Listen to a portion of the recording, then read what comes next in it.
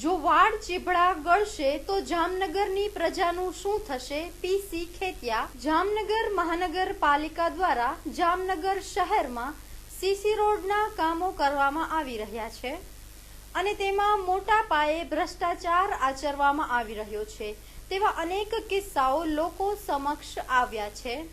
તેમ છતાં ગેંડાની ચામડી ધરાવતા ભાજપના સત્તાધીશોની હજુ પણ આંખ આડે પડદો હોય તે રીતે સીસી રોડના કામોમાં બેફામ ભ્રષ્ટાચાર આચરી રહ્યા છે।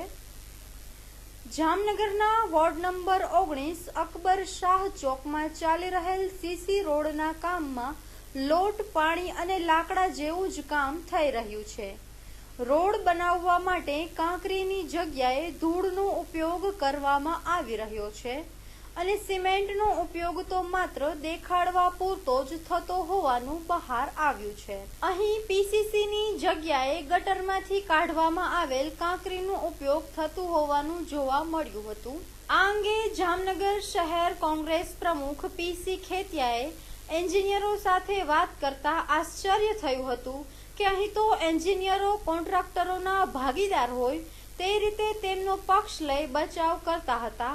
અહીં વોર્ડ નંબર 19 અકબર શાહ ચોકમાં રહેવાસીઓ દ્વારા રોજ કામ કરવામાં આવ્યું હતું। મહાનગરપાલિકાના ભ્રષ્ટાચારનો મહાભોરિંગ જોવો હોય તો વોર્ડ નંબર 19માં અકબર શાહ ચોકમાં જે કામ થઈ રહ્યું છે એ જોવા આવો।